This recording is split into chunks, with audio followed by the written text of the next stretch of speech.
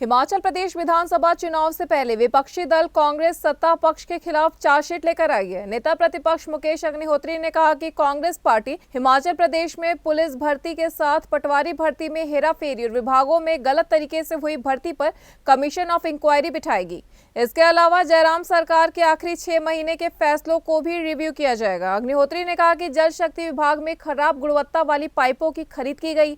इस खरीद की भी कांग्रेस की सरकार आने पर जांच कराई जाएगी। नेता प्रतिपक्ष ने कहा कि सरकार ने प्रधानमंत्री और अन्य केंद्रीय मंत्रियों की रैलियों पर करीब 500 करोड़ खर्च किए। इन रैलियों का बिल भी भारतीय जनता पार्टी को भेजा जाएगा। साथ ही सरकार की ओर से टेंडर पर हेलीकॉप्टर लेने की भी जांच की जाएगी। उन्होंने कहा कि सरकार आने पर किसी भी आरोपी को बख्शा नहीं जाएगा और सभी आरोपी कांग्रेस सरकार आने पर जेल की सलाखों के पीछे होंगे।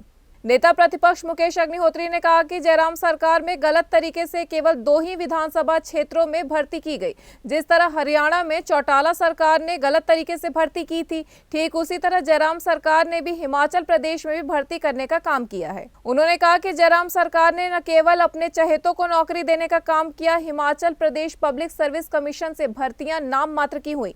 नेता प्रतिपक्ष ने कहा कि पुलिस भर्ती पेपर लीक मामले में पेपर खरीदने वालों को तो जेल की सलाखों के पीछे डाल दिया गया, लेकिन पेपर बेचने वाले आज भी सचिवालय और पुलिस मुख्यालय में बेफिक्र बैठे हुए हैं। उन्होंने कहा कि कांग्रेस सरकार बनने पर सभी आरोपियों के खिलाफ कड़ी कार्रवाई की जाएगी। नेता प्रतिपक्ष ने आरोप लगाया कि हिमाचल प्रदेश में बेरोजगारों के साथ सरकार ने धोखाधड़ी करने का काम किया है।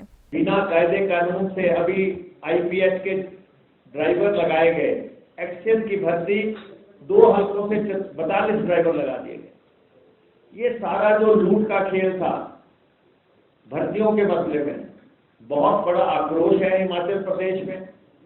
पुलिस की भर्ती 2020 में भी पर्चा लीक हुआ, पुलिस की भर्ती 2022 में भी पर्चा लीक हुआ, पटवारियों की भर्तियों में हेराफेरी हुई और पिछले 6 महीने में तो जिस कदर लोगों को सरकारी सेक्टर में रखा जाता है, ऐसे तो लाले की दुकान में भी नहीं रखा गया और बिना एप्लीकेशन के, बिना किसी कायदे कानून के लोगों को भरने का काम किया है। इसलिए हमने फैसला किया है जयराम सरकार के आखिरी 6 महीने के सारे फैसले रिव्यू किए जाएंगे।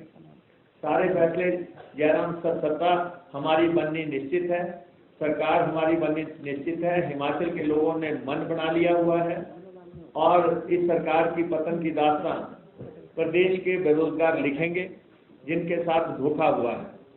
और इसलिए बड़े पैमाने पे जो बंगलिंग हुई है, आपको मालूम है चौटाला जो है 10 साल जेल में लगा के आए हैं, लेकिन इस प्रदेश में उससे कहीं बड़े लेवल की भर्तियों में गड़बड़ हुई है।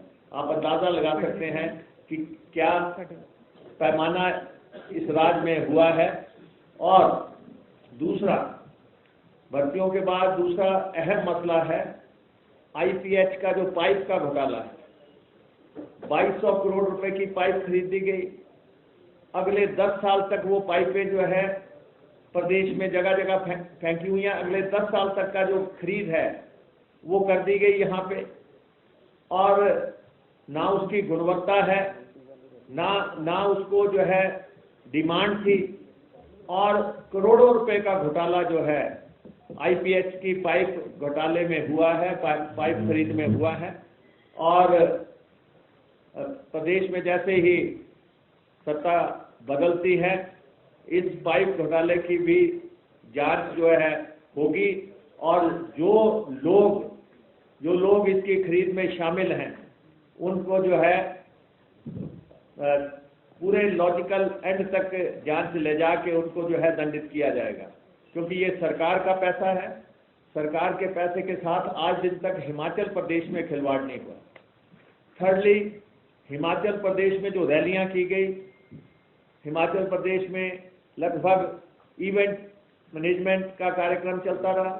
हिमाचल प्रदेश में बड़ी बड़ी रैलियां, पीछे 125 रैलियां की गई, 75 रैलियां तो अमृत महोत्सव के नाम पे की गई। और इन रैलियों में भीड़ लाने का जिम्मा भी अफसरों का था, कर्मचारियों का था। वहीं हिमाचल कांग्रेस प्रचार समिति के अध्यक्ष सुखविंदर सिंह सुक्खू ने कहा कि जयराम सरकार ने 5 साल में भ्रष्टाचार करती रही है। कोरोना के समय जब लोगों की मदद करने की आवश्यकता थी, तब हिमाचल भाजपा के तत्कालीन अध्यक्ष राजीव बिंदल ने घोटाला किया। उन्होंने सवाल पूछा कि अगर राजीव बिंदल ने कोई गलत काम नहीं किया था तो उनको पार्टी अध्यक्ष के तौर पर इस्तीफा क्यों लिया गया। सुखविंदर सिंह सुक्खू ने कहा कि यह सरकार लगातार भ्रष्टाचार में लिप्त रही और आरोपियों को संरक्षण देती रही है। सुखविंदर सिंह सुक्खू ने भाजपा को यह संदेश दिया कि सरकार आने पर किसी भी हालत में आरोपियों को बख्शा नहीं जाएगा। कोशिश की जा रही है।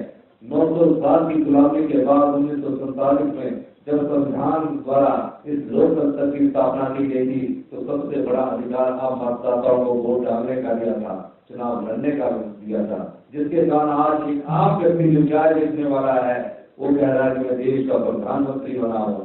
लेकिन देश का प्रधानमंत्री बनने के बाद जिस तरह अब विपक्ष की आवाज को दबाने का काम ये सरकार कर रही है, कांग्रेस पार्टी जनता के आंदोलन से, आप लोगों के आंदोलन से इस बार सत्ता में आएगी।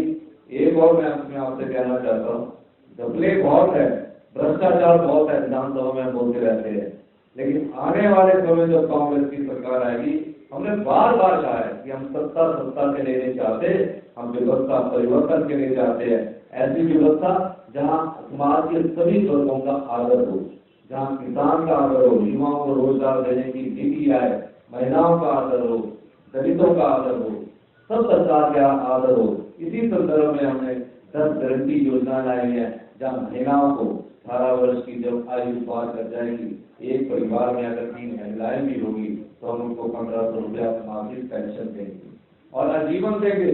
जब तक उसके शरीर में सांस है तब तक हम उसको पेंशन देंगे। और जो 60 साल से 80 साल की महिलाओं को 1000 रुपया पेंशन मिलती है, उनको भी एक समानता के तहत 1500 रुपया पेंशन देंगे।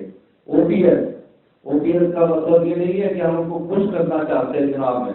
हम जानते हैं कि इस प्रदेश के विकास में सरकारी कर्मचारी और सरकारी अधिकारियों ने बहुत बड़ा योगदान दिया है। आज प्रदेश की विकास की इमारत अगर किसी ने लिखी है, उसमें सरकारी कर्मचारी और अधिकारियों का बहुत बड़ा योगदान है। आज हम शिक्षा के क्षेत्र में अगर मंगल दूसरे स्थान पर पहुंचे हैं तो इन्हीं कर्मचारियों की बदौलत पहुंचे हैं।